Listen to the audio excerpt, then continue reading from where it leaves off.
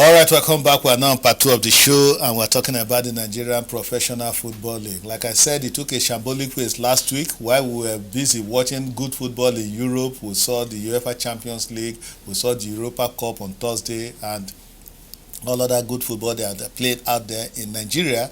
People are busy disrupting the league, and there was a big show of shame in Umuahia where two sister clubs, talk about Abia Warriors and Enyimba, their match being disrupted just because the fans of the two teams decided to unleash mayhem. And at the end of the day, Felix Anyansi, the chairman of Enyimba, was hit by a stray missile, and he had to be taken to the Federal Medical Center in Umuahia. I think it is becoming one week, one trouble in the Nigerian Professional Football League. Before then, we've seen games being disrupted in Katsina United against Kano Pillars. We saw games being disrupted in Lafia. For how long are we going to continue in this? What is the LMC doing? Steps being taken. Now we are seeing a situation where fans of Katsina United in the next couple of days may be allowed back to the pitch, to the stadium, to begin to watch games.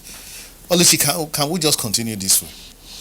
I think it's quite unfortunate, that this is happening over time, in our league, and it's so worrisome that the sports minister, Sunday Dare, has decided it's high time he met with the leadership of the LMC so that they will find a way around this. When you talk about security, I think this is what shouldn't be played with. And like I said, what happened, in Umuahia is a big lesson to everybody. I was telling somebody that when they reach Christ, people will sit down to listen. Now it is the chairman of Enyimba that was hit. God forbid bad thing. If somebody had died, this is what we won't be talking about. And like I said, it is our inability to look at these little details. When you go for pre-match meeting, you come out, the chief security officer during the pre-match meeting comes up to say a whole lot of things. When you ask how many policemen will be on ground, they will tell you 30, steward 20. By the time they finish reading out the numbers, it goes to almost 100. When the time for the match, you will see barely 10, on the pitch. You're taking people for granted. What are the emergency plans we have? What is the contingency plan? Where is the safety place that you must stay when anything happens? We are not prepared when it comes to emergency, and that is what we see when it happened during that particular match. And surprisingly, the following day, the match had to be rescheduled in Okigwe by 10 a.m. the following day. And Enyimba came out smoking, beating Abia Warriors 4-1. And at the end of the day, Abia Warriors decided to sack their Cameroonian coach, or the man claimed he resigned, whichever way, but he was the big casualty. And Tony, after that, the NFF leadership called a meeting where they said civil defense, youth corpers will now be used as stewards and all that. But the issue is, I hope implementation, they will follow it all through. I just besides bringing in youth corpers and other things, and you see even the new people that bring in, are they trained in curbing hooliganism? Have they really been involved in this before? Are they going to be trained?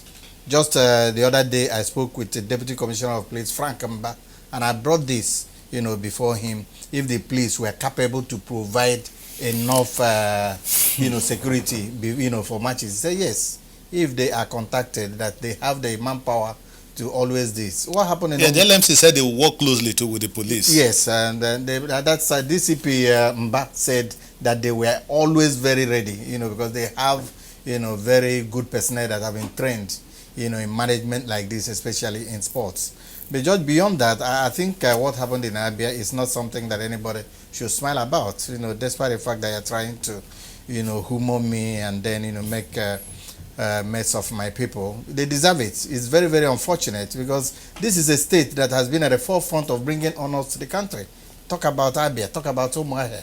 Felix Anyansi remains an award-winning chairman of Enyimba, the only club that has won the African Champions League twice, back to back, 2003, 2004. No other club in the country have gotten that close. The only club, they have two. And just next week, they are in the CAF Confederation, so where they have two teams. Yeah. Enyimba, they have Abia Warriors. And of course, if you look at Enyimba, you talk about Felix Anyansi, you talk about Abia Warriors, you talk about Emeka Enyama. And these are prominent football administrators in the that have gotten that far in national and Then international. Tony, let me ask you, what is the role of these Colombian boys? Why would we have a special corner for those they call Colombian boys? These are hemp smokers. George, Can't we stop them? Because by the time we allow them to come into the pitch, we are already creating the atmosphere for violence. George, that's exactly what we're saying in terms of security. That one, the law enforcement agencies, they have to be aware. We all know them. We know where they stay.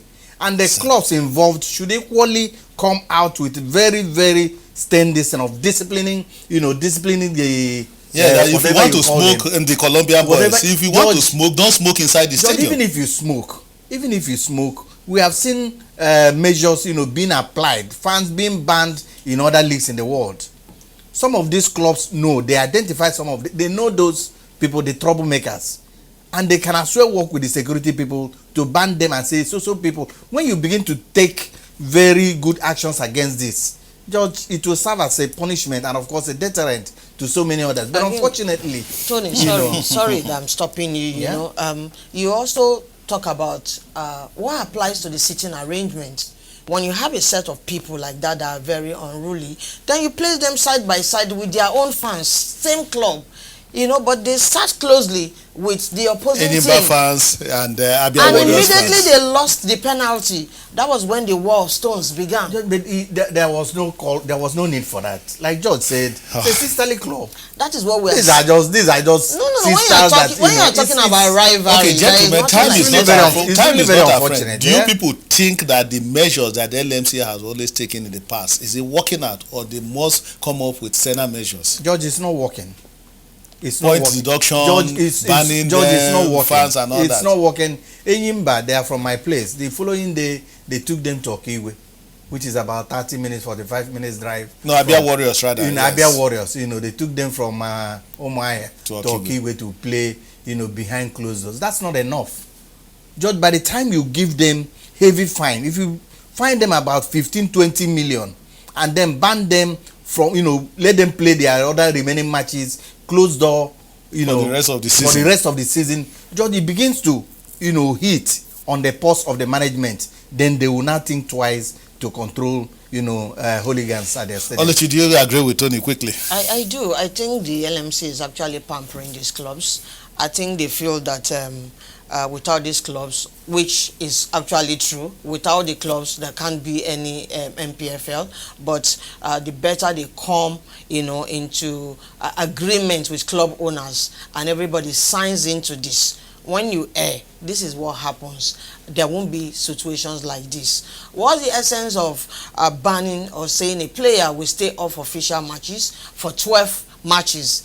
After 6 matches, you bring the same player lift back. the suspension. We saw that happening in the case of Kano Pillars.